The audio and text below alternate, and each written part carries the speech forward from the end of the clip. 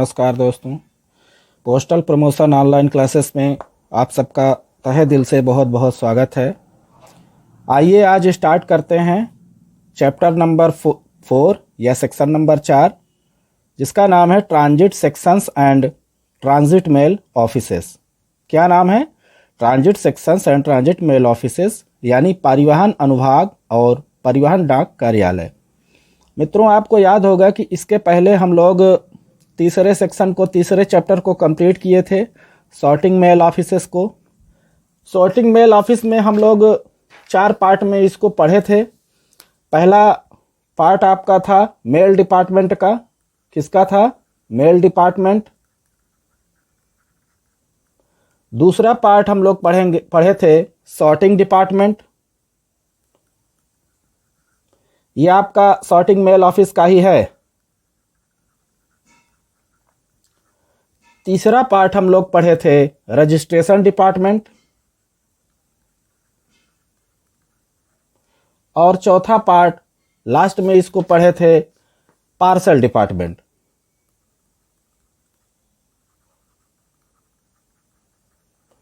तो इन 4 पार्ट से मिलकर हमारा बना था section number 3।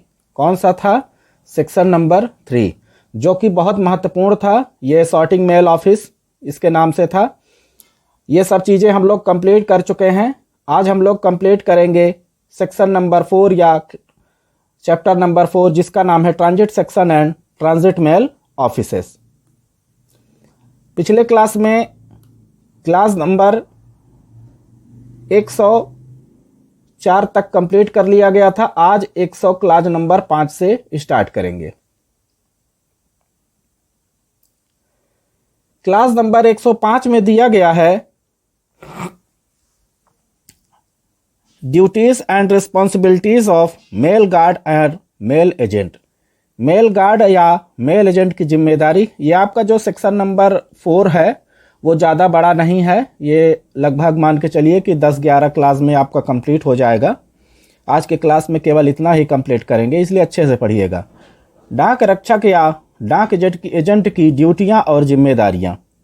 Mail guard mail agent की ड्यूटी में वैन या कार्यालय में पोस्ट की गई वस्तुओं और बंद डाक की प्राप्ति, उसकी अभिरक्षा, छटाई और प्रेषण से ताल्लुकात रखने वाले काम किए जाते हैं। यानी जो आपके मेल एजेंट या मेल गार्ड होते हैं वो क्या काम करेंगे?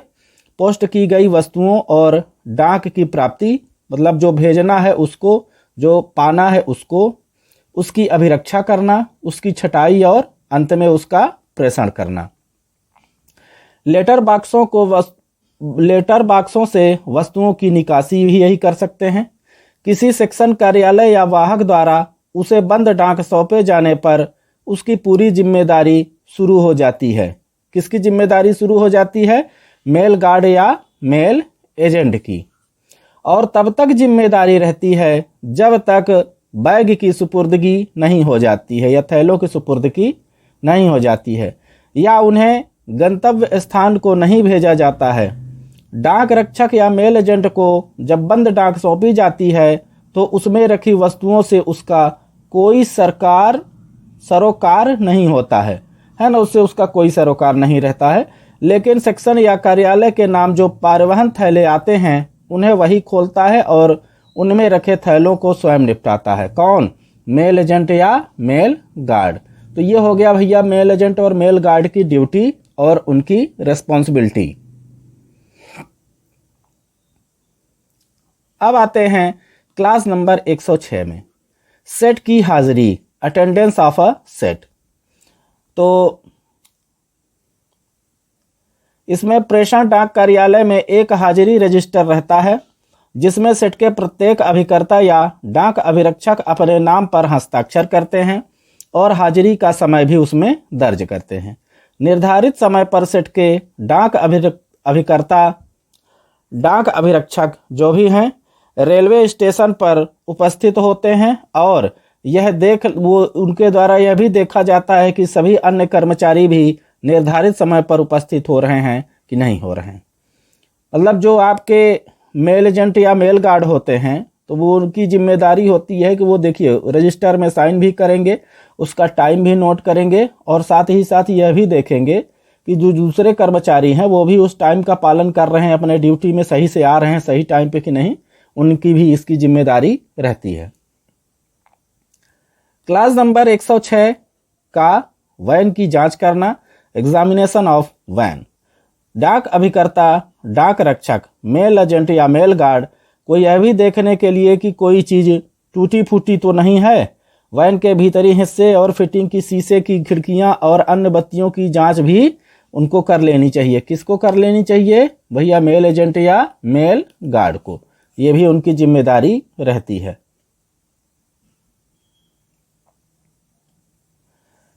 अब आते हैं क्लास नंबर 107 पे, प्रारंभिक कार्य, प्राइमरी वर्क।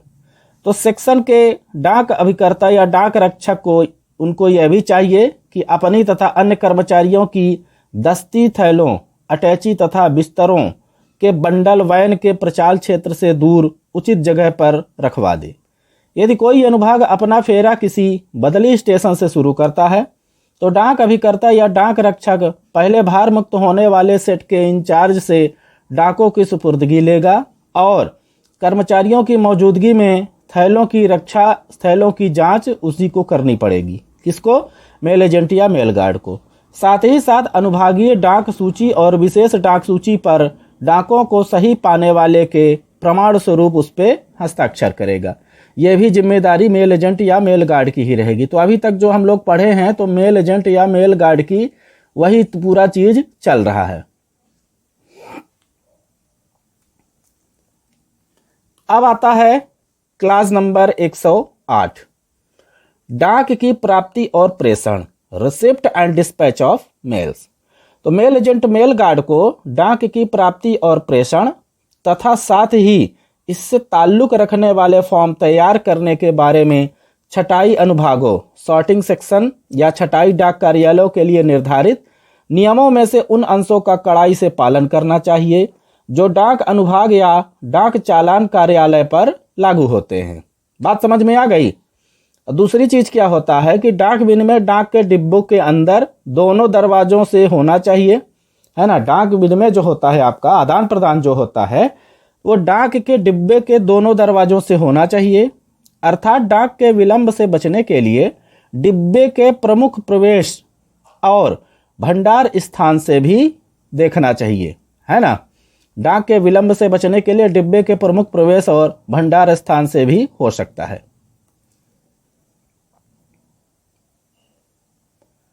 अब आता है आपका क्लास नंबर 9, गैर रजिस्ट्री वस्तुओं का निपटान, डिस्पोजल ऑफ अनरजिस्टर्ड आर्टिकल।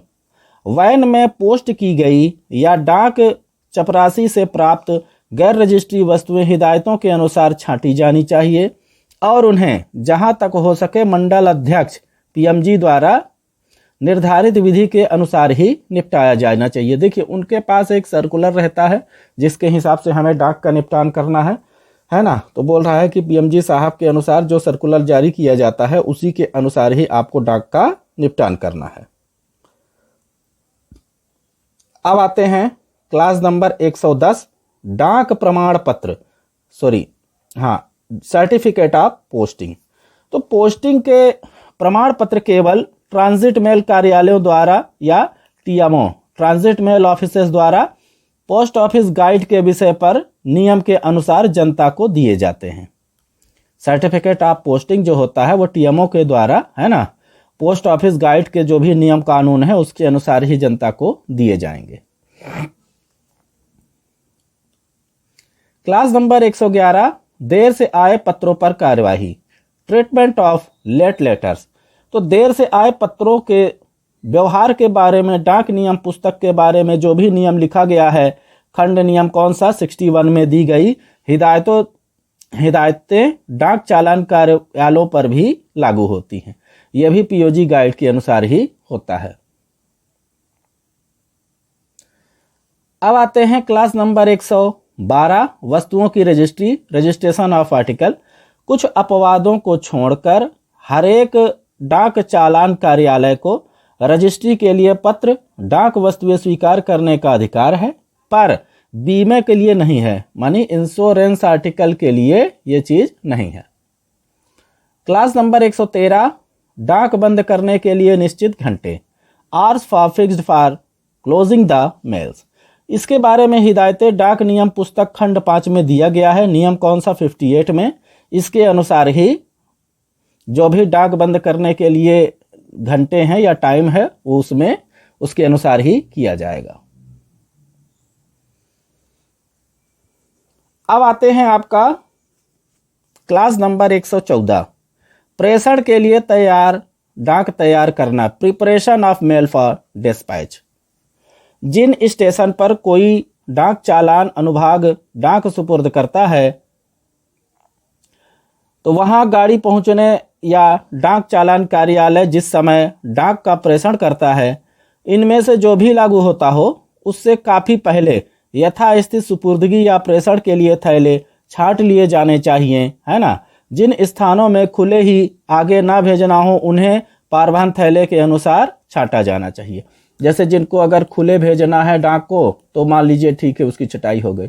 जिनको बंद करके भेजना है टीबी में, टीबी के अंदर बंद करके भेजना है ट्रांजिट बैग में, तो उनको पहले से ही सबकी तैयारी कर लेनी चाहिए।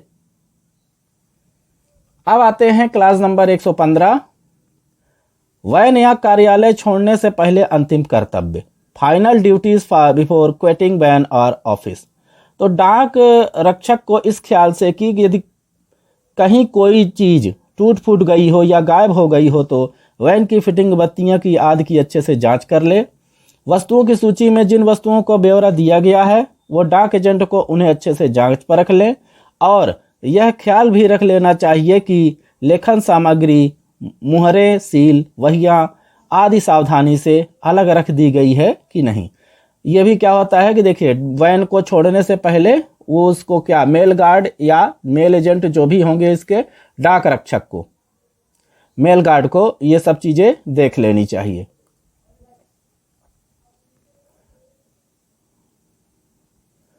अब आते हैं क्लास नंबर 115 का में, कंप्यूटरीकृत पारवहन डाक कार्यालय, computerise mail offices, transit mail offices. Computerise transit mail offices में यह सुविधा होगी कि वह पारवहन डाक कार्यालय द्वारा भेजे गए किसी भी थैले की स्थिति की जानकारी संभव है। मतलब कि जो भी उसके द्वारा डाक भेजा जाता है तो कोई भी अगर बैग हो उसकी स्थिति अगर जांच करना हो तो इसके द्वारा उसमें संभव होता है, आप चेक कर सकते हैं। तो ये रहा दोस्तों आपका section number 4, transit section and transit mail office. यहां से अब आपका स्टार्ट होता है सेक्शन नंबर 5। सेक्शन नंबर 5 में हम लोग पढ़ेंगे रिकॉर्ड कार्यालय या रिकॉर्ड ऑफिसेस। रिकॉर्ड ऑफिसेस के बारे में जो भी जानकारी होगी इसमें क्लास बाय क्लास हम लोग स्टडी करेंगे। आइए स्टार्ट करते हैं। आते हैं क्लास नंबर 116 पे। कौन सा है? क्लास नंबर 116, रिकॉर्ड अधिकारी का प्राधिकार, अथॉरिटी ऑफ रिकॉर्ड ऑफिसर। क्या क्या अथॉरिटी होती है? वह जरूरत पड़ने पर छटाई सहायक को अतिरिक्त समय काम करने का आदेश दे सकता है। किसको दे सकता है? सॉर्टिंग असिस्टेंट को। या अत्यावश्यक मामलों में वह उनका एक सेट या अनुभाग से दूसरे सेट में अस्थायी अदला बदली भी कर सकता है। कौन कर सकता है? Record officer. किसी छटाई सहायक को नुकसान या शिकायतों के बारे में पूछताछ करने, यदि अत्यंत आवश्यक छटाई या मार्ग निर्देश आदेशों की सूची देने या किसी आकस्मिक आपात में उसे अतिरिक्त समय ड्यूटी देने या छटाई अभ्यास करने के अभिप्राय से उनके विश्राम काल में रिकॉर्ड कार्यालय में बुला सकता है। छटाई सहायकों के बीच आपस में ड्यूटी बदल लेने की भी अनुमति दे सकता है, बशर्ते कि इससे कोई अतिरिक्त खर्च ना हो और विभाग के काम में कोई बाधा नहीं पड़नी चाहिए। तो ये कौन ऐसा कर सकता है? Record officer. इसको ध्यान में रखिएगा, ये उसकी अथॉरिटी होती है। अब आते हैं क्लास नंबर 117 पे, काम और पर्यवेक्षक, सुपरवाइजर ऑफ वर्क। रिकॉर्ड अधिकारी से इस बात की अपेक्षा की जाती है कि वह छटाई सहायक की ओर उनके काम की सामान्य निगरानी रखेगा और इसलिए उसे छटाई सहायक को स्वभाव और सामर्थ्य की जानकारी भी होनी चाहिए। यदि वह कार्यपत्रों की तैयारी में कोई असावधानी देखे, जब कभी छटाई सहायकों के खिलाफ कोई शिकायत मिले तो उसे उन्हें चेतावनी देना चाहिए और यदि कोई उसकी चेतावनी की परवाह ना करे तो इसकी रिपोर्ट अधीक्षक को करनी चाहिए। कौन करेगा? Record officer. अब आते हैं क्लास नंबर 118, टेस्ट कार्ड की छपाई के अभ्यास और पोर्टफोलियो आदि की जांच के नतीजे के बारे में आदेशों का रिकॉर्ड। रिकॉर्ड अधिकारी को छटाई सहायकों की छटाई का अभ्यास के लिए दिए गए आदेश नोट करने के लिए एक कच्ची नोटबुक रखनी चाहिए। एक लोकल नोटबुक रखेगा रिकॉर्ड ऑफिसर। छटाई सहायकों से संबंध इंदराजों के सामने हस्ताक्षर करने चाहिए। इस नोट का इस्तेमाल पोर्टफोलियो में रखी वस्तुओं और डाक मुहर छापों की पुस्तक तथा मुहरों और सीलों की सफाई की जांच के नतीजे दर्ज करने के लिए भी किया जा सकता है। देख लिए भैया रिकॉर्ड ऑफिसर का काम। अब क्लास नंबर 119, कार्य वितरण, डिस्ट्रीब्यूशन ऑफ वर्क। अधीक्षक ने कार्य वितरण मेमो में कार्यालय के कर्मचारियों के बीच कामों का जो वितरण किया हो, रिकॉर्ड ऑफिसर को कड़ाई से उसका पालन करना चाहिए। भैया अधीक्षक साहब जो भी काम का मेमो जारी किए हैं उसको रिकॉर्ड ऑफिसर को निगरानी से उस चीज का पालन करना चाहिए, वो मनवाना नहीं कर सकते हैं। Class number 120, arrangement register. हर रिकॉर्ड कार्यालय अपने से संबंध डाक कार्यालय और रनिंग सेक्शन के हर सेट के बारे में एक व्यवस्था रजिस्टर रखेगा। रिकॉर्ड अधिकारी हर डाक कार्यालय या सेक्शन के प्रधान छटाई सहायक को इस रिपोर्ट के उद्धरण में देगा, जिसमें उस डाक कार्यालय या अनुभाग के कार्य वितरणों मेमो के अनुसार उसके कर्मचारियों के पदनाम और उस सेट के कर्मचारियों के नाम लिखे होंगे। ठीक है, वहां पर उसके नाम वहां पे दर्ज होंगे।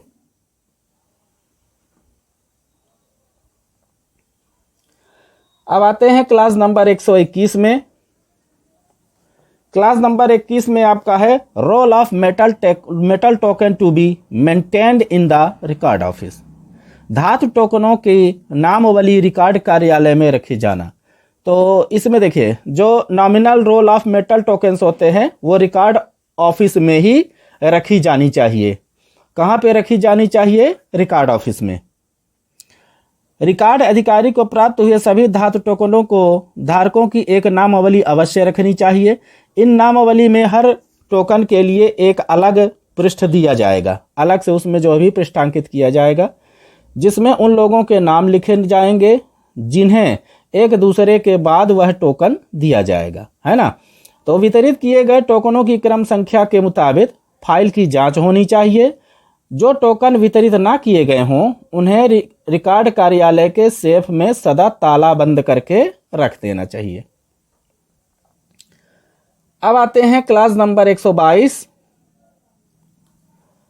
छटाई सूचियों का रजिस्टर ऑफ सॉर्टिंग लिस्ट। तो रिकॉर्ड अधिकारी को प्राप्त छटाई सूचियों का एक रजिस्टर अवश्य रखना चाहिए। किसको रखना चाहिए? रिकॉर्ड ऑफिसर को। छटाई सूची के लिए रजिस्टर का एक पृष्ठ रखा जाना चाहिए जिसमें जिस क्रम में जिसे सूची दी गई है उसका नाम उसमें दर्ज किया जाना चाहिए। अब आते हैं क्लास नंबर 123 में आवर्स ऑफ अटेंडेंस, हाजिरी के घंटे। तो अधीक्षक के घंटे निश्चित रहते हैं जिनके दौरान रिकॉर्ड कार्यालय के कर्मचारियों और उससे संबंध अनुभागों के कर्मचारियों को कार्यालय में हाजिर रहना चाहिए। अधीक्षक के वो कार्य घंटे नियत रहते हैं, वो पहले से ही जारी होते हैं। और रिकॉर्ड अधिकारी को इस बात का ग्रहण करना चाहिए कि वह ठीक समय पर दफ्तर में हाजिर रहे। रिकॉर्ड कार्यालय में एक हाजिरी रजिस्टर रहेगा जिसमें कार्यालय का प्रत्येक कर्मचारी और प्रत्येक छटाई सहायक रिकॉर्ड अधिकारी के सामने अपने हस्ताक्षर करेंगे और हाजिरी का समय भी लिखेंगे। या सिग्नेचर भी करना है और अटेंडेंस का टाइम भी उसमें नोट करना है। अब आते हैं क्लास नंबर 124, रेल प्लेटफॉर्म पर हाजिरी, अटेंडेंस ऑन रेलवे प्लेटफॉर्म। यदि रेलगाड़ियों के पहुंचने और छूटने के समय रेल प्लेटफॉर्म पर रिकॉर्ड अधिकारी की हाजिरी अपेक्षित है, मतलब वहां यदि उसको जाना जरूरी हो, तो कार्य वितरण मेमो में यह निर्धारित किया जाना चाहिए कि वह किन किन रेलगाड़ियों पर हाजिर होगा। मतलब उसमें यह भी दिया रहना चाहिए ना कि भैया किन कौन से रेलगाड़ियों पर रिकॉर्ड ऑफिसर को हाजिर होना है। नोट में दिया गया है कि जहां डाक थैलों के हस्तांतरण के पर्यवेक्षण के लिए कोई निरीक्षक हो, वहां सर्किल अध्यक्ष अपने विवेकाधिकार से स्टेशनों पर रिकॉर्ड ऑफिसर को हाजिर करने से मुक्त कर सकता है। कौन मुक्त करता है? सर्किल अध्यक्ष यानी सीपीएमजी। उसमें रिकॉर्ड ऑफिसर को जाना जरूरी नहीं होता। अब आते हैं क्लास नंबर 125, रिकॉर्ड अधिकारी की यात्रा, ट्रेवलिंग ऑफ रिकॉर्ड ऑफिसर। तो रिकॉर्ड अधिकारी की ड्यूटी ऐसी है जिसमें उसे दौरे पर नहीं जाना पड़ता, लेकिन आपात स्थितियों में, जैसे रेल मार्ग टूट जाए, है ना, तो या किसी कारण से डाक सेवा में व्यवधान उत्पन्न हो जाए, तो अधीक्षक उसे मौके पर जाकर डाक के परिवहन का इंतजाम करने के लिए भेज सकता है। विशेष परिस्थितियों में सर्किल अध्यक्ष की मंजूरी में से उसे दौरे पर निकले हुए उच्च अधिकारियों के लिए कैंप डाकों से ताल्लुक रखने वाली ड्यूटियों पर भी लगाया जाता है। किसमें? कैंप आर्टिकल में भी। कैंप आर्टिकल पढ़े हैं ना, कैंप आर्टिकल में भी रिकॉर्ड ऑफिसर की ड्यूटी लगाई जा सकती है। अब आते हैं क्लास नंबर 126, हाजिरी के घंटों में काम,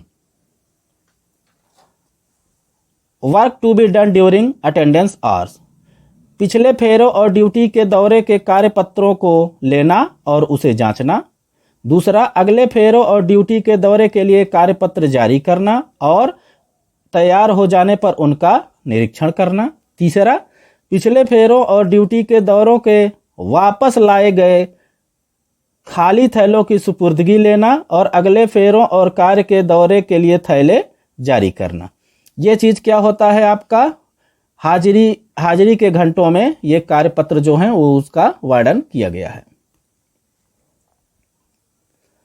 क्लास नंबर 127, कार्यपत्रों की समुचित जांच का महत्व, importance of proper examination of work papers, proper examination of work paper. तो रिकॉर्ड अधिकारी की सबसे महत्वपूर्ण ड्यूटी रिकॉर्ड कार्यालय में प्राप्त कार्यपत्रों की जांच करना है और उन्हें फाइल करना होगा। ये जांच करेगा, फिर उसका जो भी होगा तो फाइल करेगा।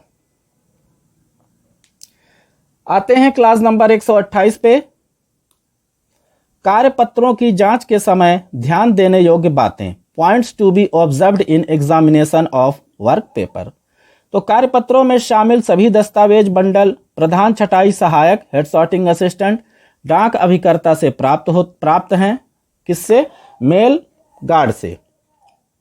और किसी दस्तावेज में जहां किसी तरह का संशोधन करना मना हो, वहां कोई संशोधन नहीं किया जाएगा। दस्तावेजों में जिन जगहों में सुधारने की इजाजत है, उन सभी सुधारों को विधिवत और ठीक से तस्दीक किया जाएगा और कार्यपत्र पूरे होंगे। रिकॉर्ड अधिकारी को यह भी देखना चाहिए कि रजिस्ट्री या पार्सल, एमओ या डाक सार का मिलान हुआ है कि नहीं हुआ है। यदि उनका मिलान नहीं हुआ है तो उसका रिपोर्ट भी दैनिक रिपोर्ट में की जाएगी, है ना। दैनिक रिपोर्ट में की गई है कि नहीं की गई है, यह भी वो चेक करेगा।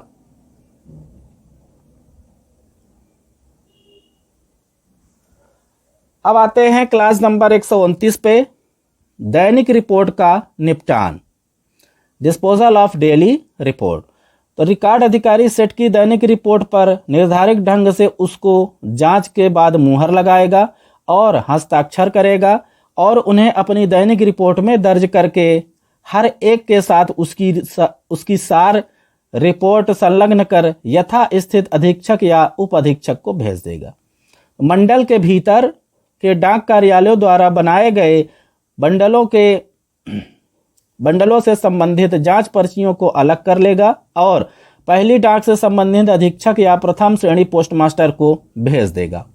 नोट पे यहाँ पे बताया गया है कि रिकॉर्ड कार्यालय मंडल के मुख्यालय में हो तो हर सेट की दैनिक रिपोर्ट सेट के कार्यालय छोड़ने से पहले अधीक्षक को प्रस्तुत की जाएगी, ताकि यदि उस अधिकारी या मुख्यालय निरीक्षक को किसी सूचना की जरूरत ना पड़े तो उसे देने के लिए छटाई सहायक मौके पर भी मौजूद रहेंगे। कौन मौके पर मौजूद रहेंगे? छटाई सहायक, उनका भी मौजूद रहना जरूरी हो जाता है। अब आते हैं क्लास नंबर 130, सेटों के फॉर्मों का जारी किया जाना, issue of forms two sets. Her set के पिछले फेरों या काम के घंटे के कार्यपत्रों की जांच हो जाने के बाद रिकॉर्ड अधिकारी यथा स्थिति प्रधान छटाई सहायक या डाकघर के जो रक्षक हैं अगले फेरों या काम के घंटों के सेट के इस्तेमाल में आने वाले फॉर्म और लेबल जो भी हों और साथ ही सेट के टाइप बक्सों को सौंप देगा। फॉर्म देते समय रिकॉर्ड अधिकारी को यह देखना चाहिए कि सेट द्वारा कार्यालयों या सेक्शन के थैलिए जो भी थैले बंद किए गए हैं वो टैग लेबलों पर उनके नामों की मुहर लगी है कि नहीं लगी है, इसकी भी जांच उसको कर लेनी चाहिए। किसको? रिकॉर्ड ऑफिसर को। अब आते हैं क्लास नंबर 131, तैयार किए गए कार्यपत्रों का निरीक्षण, inspection of work papers prepared. जब कोई सेट अपने अगले फेरे या काम के घंटों के लिए कार्यपत्र तैयार कर रिकॉर्ड अधिकारी को पेश करता है तो रिकॉर्ड अधिकारी को उनकी सावधानी से जांच करके देखना चाहिए ये उचित साफ सुथरे ढंग से भरे गए हैं कि नहीं भरे गए हैं, दस्तावेजों पर ठीक से मुहर लगी है कि नहीं लगी है। ड्यूटी को पूरा कर लेने के लिए चिन्ह स्वरूप में रिकॉर्ड अधिकारी को सेट की दैनिक रिपोर्ट पर मुहर जरूर लगा देनी चाहिए। किस में? दैनिक रिपोर्ट, डेली वर्क पेपर्स, उस पर मुहर जरूर लगा देनी चाहिए। अब क्लास नंबर 132, 133, 134 हटा दिया गया है, थोड़ा सा मजा ले लीजिए, कुछ तो हल्का हुआ। अब आते हैं क्लास नंबर 135 की तरफ। 135 में दिया गया है बुराने की जांच, एग्जामिनेशन ऑफ स्वीपिंग्स। डाक वैन की बुआरल जिसे थैलों में भरकर प्रधान छटाई सहायक या डाक रक्षक को लौटाता है उसकी जांच रिकॉर्ड ऑफिसर को खुद करनी चाहिए और यह देखना चाहिए कि उसमें कोई वस्तु, कोई डाक वस्तु या किसी वस्तु के भीतर की चीज या डाक टिकट तो नहीं गिरी हुई है, मतलब सही से लगा है कि नहीं लगा है, इसकी उसको जांच कर लेनी चाहिए। डिलीवरी बुक, छटाई सहायक जो अनियमितताएं करते हैं, छटाई सहायक होते हैं आपके सॉर्टिंग असिस्टेंट, उनके लिए अधीक्षक द्वारा मांगे गए स्पष्टीकरणों से संबंधित सभी पत्र संबंध व्यक्तियों तक पहुंचा देने के लिए रिकॉर्ड अधिकारी के जरिए भेजे जाते हैं। इन पत्रों के उत्तर अधीक्षक के पास रिकॉर्ड अधिकारी के जरिए भेजे जाएंगे। किसके जरिए भेजे जाएंगे? रिकॉर्ड अधिकारी के माध्यम से। अब आते हैं 137 खा। अभी इसके पहले कौन सा क्लास पढ़े थे? 136। 137 में बोला गया है कि 137 ये क्लास नंबर है, ये आपका बी ऑर्डर है, B order and TB order. B order आप पढ़े थे, देखिए जब पोस्टल मैनुअल वॉल्यूम 5 का हम लोग पढ़े थे डेफिनेशन, तो वहां पे 2 ऑर्डर पढ़े थे, एक ए ऑर्डर और एक दूसरा होता है बी ऑर्डर। तो अब यहाँ पर बी ऑर्डर के बारे में थोड़ा सा जानकारी लेंगे। यदि अधीक्षक से बी ऑर्डर आए तो रिकॉर्ड अधिकारी को जिस जिस सेट से उसका ताल्लुक हो उसकी मार्गदर्शन पुस्तिका में किसी छटाई सहायक से इसकी साफ साफ नकल करा लेनी चाहिए। अधीक्षक के दौरे बी ऑर्डरों द्वारा दौरा आदेशों को पृथक पृथक करके फाइल में, है ना, एक फाइल में फाइल किया जाना चाहिए। रिकॉर्ड ऑफिसर को यह भी चाहिए कि वह सभी छटाई सहायकों और जिनमें प्रधान छटाई सहायक भी शामिल है डाक रक्षक को आदेश का मतलब समझा दे, जो उसका आदेश है उसका मतलब अच्छे से समझा दे और उन्होंने उसका मतलब समझ लिया, इसके परिणाम स्वरूप या फल स्वरूप उन्हें अपने प्राक्षर करके रखना चाहिए, यानी सिग्नेचर करके रख लेना चाहिए। दूसरी चीज, रिकॉर्ड ऑफिसर को यह भी देखना चाहिए कि किसी सेट से ताल्लुक रखने वाले सभी बी ऑर्डरों की वो सिर्फ इन्हीं की सेट की मार्गदर्शन पुस्तिका में नकल की जाए, और यदि इसमें कोई चूक या गलती पाई जाती है तो इसकी जिम्मेदारी भी उसी की रहेगी। अपवाद के तौर पर यदि कोई डाक कार्यालय इसी इमारत में है ना, और जिसमें उप रिकॉर्ड कार्यालय भी है, उसमें कार्य के घंटे भी वही होंगे जो उप रिकॉर्ड ऑफिसर में होंगे। बी ऑर्डर आदेश को उस डाक कार्यालय की मार्गदर्शक पुस्तक में नकल करने की कोई जरूरत नहीं रहेगी, वो उसी में आपका सब कुछ दिया रहेगा। अब आते हैं क्लास नंबर 138, कार्यपत्र फाइल करना, फाइलिंग ऑफ वर्क पेपर्स। तो महीने के अंत में सेक्शन के विभिन्न सेटों के कार्यपत्रों के सभी दैनिक बंडलों को दो अलग अलग मासिक बंडलों में, अर्थात एक जावक फेरे के लिए दूसरा जावक फेरे के लिए व्यक्तिगत ढंग से लगा दिया जाना चाहिए। सेक्शन और डाक कार्यालयों के डाकसार अलग अलग मासिक बंडलों में फाइल करके रखना चाहिए, ठीक है। दूसरी चीज क्या होती है कि जहां तक उप रिकॉर्ड कार्यालयों का ताल्लुक है, डाक कार्यालय के कार्यपत्र दैनिक बंडलों में रखे जाएंगे। हर दैनिक बंडल पर एक लेबल लगा होगा जिस पर सेट का नाम तथा तारीख मोहर लगी होनी चाहिए। महीने के अंत में कार्यालय के कार्यपत्रक के सभी दैनिक बंडलों का एक मासिक बंडल बनाया जाएगा और एक लेबल लगा होगा जिस पर डाक कार्यालय का नाम लिखा होगा और उस महीने का नाम भी उसमें दर्ज होना चाहिए। अब आते हैं क्लास नंबर 139, जांच के लिए थैलों और रिकॉर्ड का परीक्षण। तो यदि किसी चार्ज के नुकसान या उड़ाए जाने आदि के बारे में तफ्तीश चल रही हो तो पर्यवेक्षण अधिकारी उसे ताल्लुक रखने वाले रिकॉर्ड को पड़ताल पर्ची, रजिस्ट्री बंडल और बीमा बंडल के लिफाफे, सील लगी डोरियों और थैलों जैसे पदार्थों से परीक्षण का आदेश दे देगा। ये ज्यादा महत्वपूर्ण नहीं था क्लास। अब देखिए, प्रिजर्वेशन का जो पीरियड होता है, रिकॉर्ड अधिकारी द्वारा भेजे जाने वाले आवधिक विवरणियां, period of return to submitted by record officer, इसमें आपको अच्छे से याद करना पड़ेगा। ये कभी कभी पूछता है। जो आपका रिकॉर्ड दैनिक रिपोर्ट होता है, डेली रिपोर्ट होता है, वो अधीक्षक को भेजी जाएगी, प्रतिदिन भेजी जाती है। कब भेजा जाता है? भेजने का जो तारीख है प्रत्येक दिन के अंत में। लेखन सामग्री हो गया, अधीक्षक को भेजेगा, 6 महीने में भेजा जाएगा। छटाई केस लेवलों के लिए मांग पत्र हो गया, अधीक्षक को जाएगा, यह भी मासिक होता है। ये सब चीजें आपको पढ़ेंगे तो याद हो जाएगा, पर ये रिकॉर्ड ऑफिसर जो हमारा होता है वो ज्यादातर किसको भेजता है? अधीक्षक को ही। ये चीज तो मान लीजिए क्लियर है। अब इसका प्रतिदिन कौन सा रहेगा, अर्धवार्षिक कौन सा रहेगा, मासिक कौन सा रहेगा, इसको थोड़ा सा आपको याद करना पड़ेगा।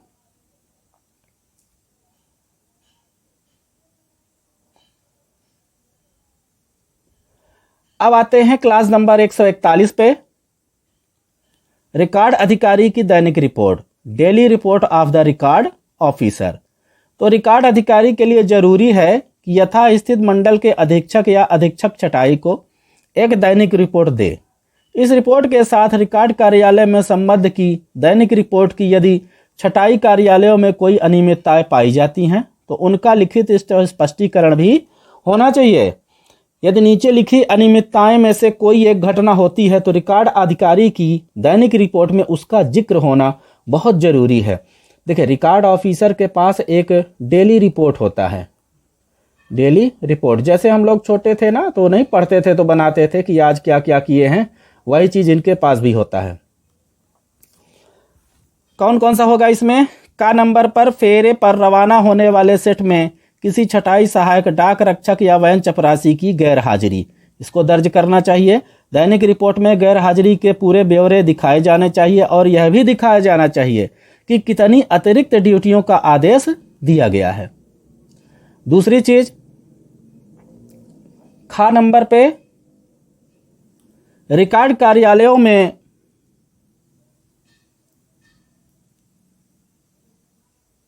रिकॉर्ड कार्यालयों में हाजिरी के दिन किसी छटाई सहायक की गैर हाजिरी या देर हाजिरी, इसको भी दर्ज करेगा। छटाई सहायक के धातु टोकल का गुम हो गया है तो उसको भी दर्ज करेगा। सेठ को दी गई किसी वस्तु या वस्तु का गुम होना या उसे नुकसान पहुंचाना, उसको भी रिकॉर्ड ऑफिसर अपने डेली रिपोर्ट में दर्ज करेगा। अब आते हैं क्लास नंबर 142 पे। छटाई सूचियों की संशोधित प्रतियां, corrected copies of sorting list. तो रिकॉर्ड ऑफिसर अधीक्षक के साथ साथ संबंधित प्रशिक्षण केंद्र के प्राचार्य के सम्मुख रिकॉर्ड कार्यालय से संबंध अपन सभी अनुभागों की छटाई सूचियों की संशोधित प्रतियां रेलगाड़ी के समय सारणी के परिवर्तन के दिन को अवश्य प्रस्तुत करेगा। क्लास नंबर 143 अधीक्षक के पत्र व्यवहार का निपटान, disposal of superintendents of communications. तो अधीक्षक के सारे पत्रों को, चाहे वे सीधे रिकॉर्ड अधिकारी के नाम हो या फिर छटाई सहायक के लिए आए हों, तेजी से और ठीक समय से उसका निपटान करना बहुत जरूरी होता है। छटाई सहायकों को उत्तर अधीक्षक के पास अविलंब भेज देना चाहिए, मतलब उसको देर ना करते हुए तत्काल ही भेज देना चाहिए। अब आते हैं क्लास नंबर 144 पे। शिकायतों का आवक registered, inward register for complaints. तो सिलेक्शन ग्रेड के हर रिकॉर्ड ऑफ कार्यालय में जनता की शिकायतों से ताल्लुक रखने वाले सभी पत्रों के इंदराज के लिए फॉर्म पत्र व्यवहार नंबर 2 एक जावक पत्र व्यवहार रजिस्टर जरूर रखा जाएगा। इस रजिस्टर में नीचे लिखे बातें दर्ज होनी चाहिए। क्या? किसी भी कार्यालय के, इसका कौन सा हो गया, फॉर्म करेक्शन नंबर 2 इसको बोलते हैं। ये इनवार्ड के लिए होता है। देखिए थोड़ा सा समझ लीजिएगा। जो आपका फॉर्म पत्र व्यवहार नंबर 2 है, ये किसके लिए होता है? इनवार्ड के लिए, आवक के लिए होता है। और एक होता है फॉर्म करेक्शन नंबर 9, ये होता है आउटवर्ड के लिए। किसके लिए होता है? आउटवर्ड के लिए। तो इसको आप याद रखिएगा, 2 चीज़ें होती हैं। किसी भी कार्यालय से प्राप्त फाइल, मार्क, CR वाले सभी मामले, जनता की शिकायतों से संबंधित सभी मामले, सभी खोज पत्र, ये सब चीज़ें उसमें होनी चाहिए।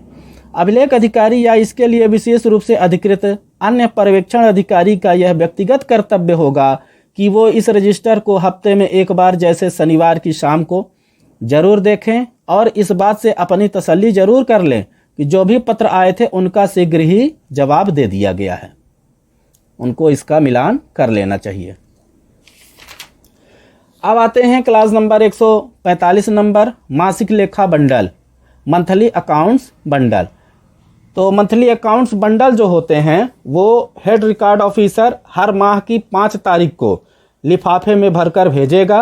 किसको भेजेगा? CPMG को, PMG को या superintendent of railway mail office को। तो जो CPMG को भेजेगा उसमें क्या क्या रहेगा? मासिक आरक्षित बिल रहेंगे, संबंधित वाउचर रहेंगे और जो भी लिखित आदेश हैं उनके साथ वो भेजा जाएगा।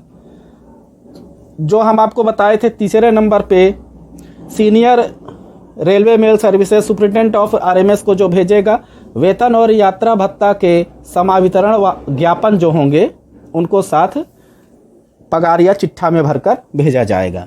तो देखिए यहाँ पे समझ लीजिएगा, प्रधान रिकॉर्ड अधिकारी को अवश्य ही हर महीने की 5वीं तारीख को रजिस्ट्री, विभागीय रजिस्ट्री लिफाफे में सर्किल अध्यक्ष के कार्यालय को या क्षेत्रीय पोस्ट मास्टर जनरल को और रेल डाक के अधीक्षक को, किसको किसको बोला था अभी ना मैं, CPMG या PMG या superintendent of railway mail services, इनको भेजना चाहिए। अब CPMG को क्या भेजेगा? मासिक आकस्मिक बिल, संबंधित वाउचर और लिखित आदेश। दूसरे नंबर पे देखिए, प्रधान रिकॉर्ड अधिकारी को यह व्यक्तिगत रूप से अवश्य देखना है कि वेतन के संबंधित संवितरण से ज्ञापन और मासिक आकस्मिक बिलों के साथ भेजे जाने वाले सभी दस्तावेज इसमें शामिल हैं या नहीं हैं। Senior superintendent of railway mail services को भेजेगा वेतन और यात्रा भत्ता के समावितरण ज्ञापन के साथ पगार चिट्ठा जो भी होगा तो उनको ये भेजेगा। अब आते हैं क्लास नंबर 146 नंबर पे।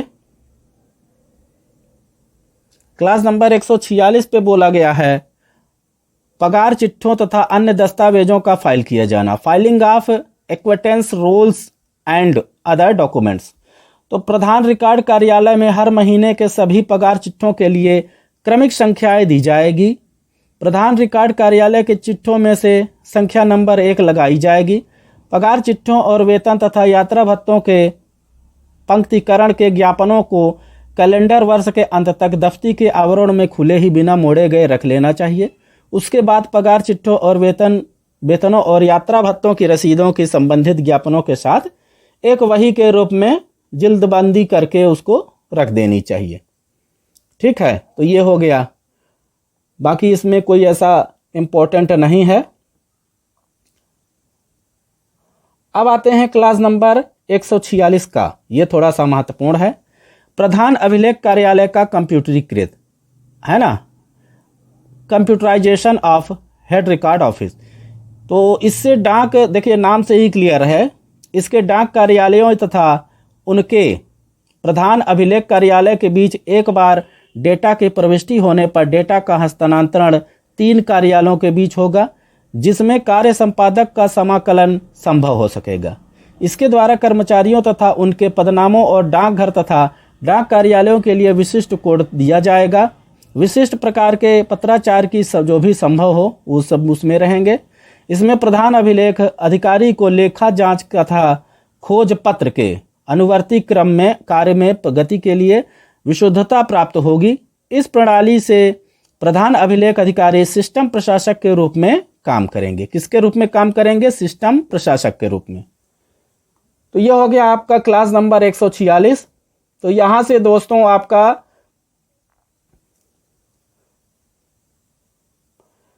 सेक्शन नंबर 5 कंप्लीट होता है। यह आपका सेक्शन नंबर 5 था। रिकॉर्ड ऑफिसर्स के बारे में हम लोग पढ़े थे। तो रिकॉर्ड कार्यालय आपका यहाँ से कंप्लीट हो जाता है। अब नेक्स्ट क्लास में हम आपको mail man and mail attendance के बारे में बताएंगे। अटेंडेंट जो भी होते हैं, बाहरिक और परिचार, डाक प्रचलन और बैंक काउंटिंग, ये चीज़ें आपका 3 चीज़ बचा हुआ है। 5 चीज़ें यहाँ से कंप्लीट होती है, 1 से लेकर 5 चैप्टर कंप्लीट होते हैं। नेक्स्ट क्लास में अब इसको हम आगे कंटिन्यू करेंगे।